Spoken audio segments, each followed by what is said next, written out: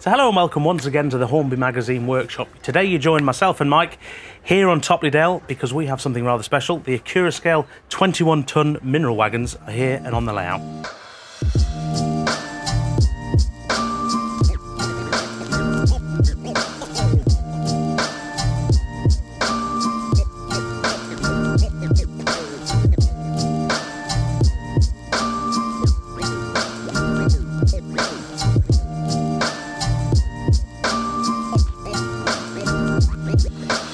So Mike, we've got rather a few wagons on Topley Dale today. Can you tell us a bit more about them? Yeah, so on the layout today we've got the new collection of 21-ton mineral wagons from Accurascale. Firstly, they're all for double O gauge, but the wagon people out there will know that actually there's a lot of different types of 21-ton mineral wagon. So on the layout today we've got two different diagram types. So we've got an earlier period unbraked set, which has got no top flap doors, a slightly different profile to the top edge of the body. And we've also got a vacuum braked set as well, which are the bauxite ones nearer to us. And they've got a full set of brake rigging parts underneath them. And they've also got a slightly different body profile where they've got top flap doors on the sides and a slightly different height as well. I think there's some like 2 inches height difference between these two types of wagons. These are just two breeds of a multitude of different mineral wagons that British Railways built through the 1950s and early 1960s. They were usually used in block trains like this, so you'd see them working together like this. It was kind of, it wasn't totally unknown, but it was fairly rare for them to work as single vehicles in a mixed goods, for example.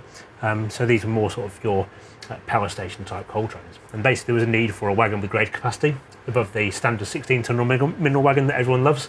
So they came to the conclusion of using the Great Western Railway pattern, which then set the way forward for these. And what kind of layouts and what kind of stock would we expect to see these with? Okay, so they were introduced in the 1950s, late 1950s, the first of these. So they ran on the western region around South Wales. They're quite common in the South Wales valleys. They also ran in the northeast as well. And some of them got to, some of the later vacuum braked ones got to Kent and other places as well. So in terms of locos, I mean, they started out with steam traction, so you'd have things like 8Fs would be seen on the front of them. And then we moved on to things like the early diesels, so the BR Green diesels. In South Wales in particular, Class 37s are your number one choice with a centre head go box. Those are the ones you want to go on these if you're modelling South Wales. And then you also would have seen things like, I mean, the 24s are seen with them, 25s are seen with them, pairs of 20s, all kinds of different traction in terms of the diesel era. And the very last of the vacuum braked ones, I believe, were actually withdrawn, would you believe, in the early 1990s. That was when the very last ones were actually taken off stock. So they did go right through into the BR Blue period. And again, they were still South Wales based vehicles at that time. Again, great opportunities for modelling with these wagons. And of course, I know some people at home will be thinking, Mike, it's just another wagon. But what are some of the features we can expect from the new Accurascale tooling? Okay, so well, the Accurascale new tooling, well, it's got some really nice features to it. Firstly, these have all got sprung buffers on them. So this is a wagon, but it's still got all that kind of high level you expect from a locomotive. So you've got all those sprung buffers everywhere. Better still, and I really like this, I was surprisingly more taken with this than I thought I would be actually. They've got really nice fine instanter couplings as well. So the two coupling links with the instanter hook that goes between the two of them, which can shorten the link between the wagons. And they do actually work as well. So you can hook them onto the coupling hook on the end of the wagons, as we have done with the grey set that's on the layout today. And you can use those to couple them together instead of your standard tension lock. If you really wanted to go to town, you could actually remove all the tension lock supports underneath as well, which I've still got at the moment for this video here today. But that would give you a really neat, clean, realistic appearance to your freight trains. I've got to say, I'm really taken with them, with that proper coupling in between them, which I never thought would be in double. I thought it'd just be too much faff. It's a great idea until you make me take them off again. Oh yeah, you'll probably make me take them off instead. Otherwise, they've got standard tension locks with them, although we should mention that actually the tension lock arm is on the wrong side of these. We have pointed that out in our review as well. not a problem in between rakes, and actually not a problem where being coupled into locos either, so it's not actually really causing any problem. But ultimately, if you wanted to change them, well, you can change them to the instanders, or you could just change the outer ones, for example, to be correct-handed couplings to go with like your standard Bachmann and Hornby stock, and keep the opposite-handed ones inside the rakes, for example, maybe. And on that note, of course, if you wanted to change them, you can just get in touch with Accurascale and they will send you the right ones. There you go, perfect. So there's a simple solution as well. So, again, in terms of that, you've also got turned metal wheels under all these. They're proper 3-hole disc wheels as well.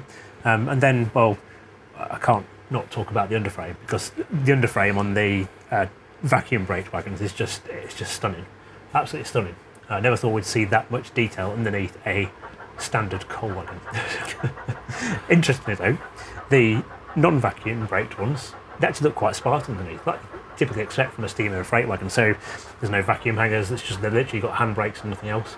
So they do look much more Spartan underneath, whereas these vacuum braked ones, just fabulous. They've even got the self, well, they have like a self-adjusting mechanism for weight in them as well, which adjusted the response to the brakes, and it's even got all that mechanism shown on them as well. It's quite fantastic. And of course, there are several liveries out there already. Yes, that's right. Yeah, so these wagons mainly carried one of 2 liveries. They started out in grey if they were unfitted wagons, and they went into bauxite if they were fitted wagons. So with brakes and the vacuum brake ones here. Accurascale's covered those variants. Each of its triple packs, I think it's got 5 triple packs in each basic livery. Each one of those has got different running numbers on all the vehicles. And you've also got some which are pre-tops vehicles and some which are post-tops vehicles. So the rakes we've got here on the layout today, the bauxite rake, for example, has got a combination of the MDV tops coded wagons and also the pre-tops coded wagons as well. And the same with the grey ones as well, actually. There's MDOs, which are the top coded versions of those, the later period ones. And there's some pre-tops wagons in there as well. So we've basically got the entire collection of Accurascale's 20-ton mineral wagons are here today. So. And of course, this is merely an overview video for these new wagons. So Mike, we have a full review, obviously, in the latest issue of Hornby magazine. So where can people at home see that? Right, so as you said, the full review is in our latest issue. That's our December 2021 issue, which is on sale from November the 4th. So that's out on the shelves right now. You can buy that at your local newsagents, in your supermarket. You can go to shop.keypublishing.com, or you can go to your model shop as well, because we have them. Stock is all over the country and, in fact, all over the world as well. So if you're watching this in Australia, we do have availability in your country too. In addition, if you aren't looking for a print version, you want to get this online, you can log into keymodelworld.com, where you can read our full review with this video as well. There is one other set of Accurascale wagons we need to mention as well. We've got those reviewed in the latest issue of Hornby magazine, as well as on keymodelworld.com, and that's Accurascale's new Coil A steel wagons, which share a common underframe to these 21-ton mineral wagons. So you can read that review, and you'll be able to see a separate video about those too. So I think that brings us to the end of this video. As Mike said, don't forget to check out the full review if you'd wish to see more. Otherwise, thank you very much for watching, and we'll see you next time. Take care. Bye for now.